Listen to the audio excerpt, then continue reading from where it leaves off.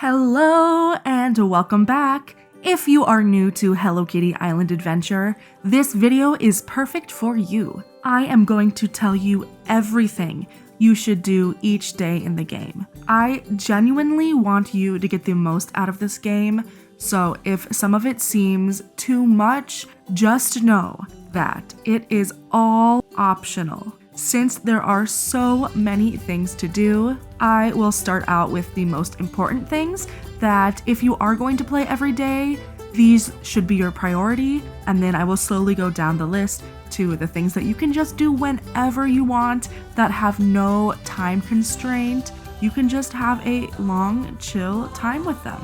So let's get into it. First up, did you know that every single day there are 4 daily quests? These quests are typically super simple and should only take a couple of minutes to complete. They usually involve something like gifting a certain character a specific type of item, going to a specific place, or even taking a selfie with a friend. If you have any visitors currently on your island, they will most likely have a quest included in these 4 daily quests. So complete that one to increase their star level. These 4 daily quests reset every day. When you log on every day, My Melody will tell you if you have any visitors currently on your island, so definitely make sure to do their quest and talk to them too, because visitors give you a gift each day. Even if they're permanently on your island, they will also give you a gift. Also, make sure to check to see if you have any rewards from the daily rewards calendar. If there is an event going on, the rewards calendar is where you will get most of the event clothing. Remember that you have to manually collect these items too. Next up, on the topic of events, make sure that if there is an event happening, you go and collect any event currency to spend at the event stand. Some events do stack up a couple of missed days in a row, but some of them don't. So I would just play it safe and make sure to collect any event currency so you don't miss out on any items. You should collect island materials every day too, especially if you are a new player, since you will need a lot of these resources. Don't forget that you can ask the null with the collector hat to get all of one single material for you. And did you know that you can ask any characters that you're at max level friendship with too? Over time, instead of collecting everything yourself, you can just ask your friends to get it all for you. You should also be gifting your friends their 3 gifts every day. This is how you actually level up your friendship and unlock new quests and items. Every day, My Melody's shop, A Small Gift Big Smile, changes its inventory, so make sure to take a look and buy any furniture you don't have yet. And the same thing goes for Tuxedo Sam's clothing shop too. And even Batsmaru's comic stand changes, so check the shops every day to see what's new. Once you unlock the Merry Meadow, you should also pluck, water, and fertilize your flowers every day too.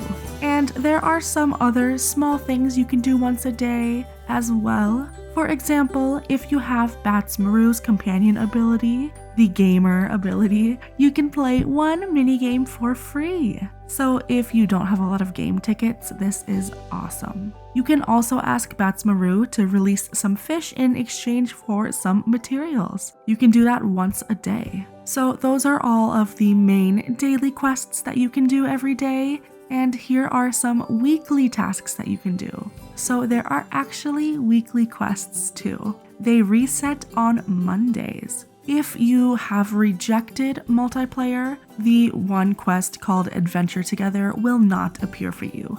But if you have multiplayer enabled, you will have to do 1 multiplayer quest with a friend to fulfill the Adventure Together quest. Next up, there is always a Cooking Adventures quest. You will have to make a set of food from a specific cooking station.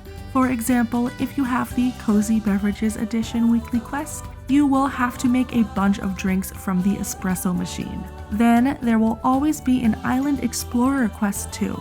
This one involves collecting a specific number of a certain material. It could be mushrooms from the Spooky Swamp, obsidian from Mount Hothead, or many more options too.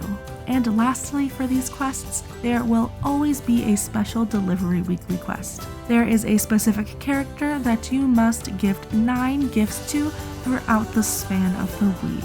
They are fairly easy, they just might take you a couple of days. On every Monday, the location of the TOPHAT Gudetama resets too. Just like the normal Gudetama, you need to find him and snap a selfie with him. If you don't know how the TOPHAT Gudetama works, every week there is a new one.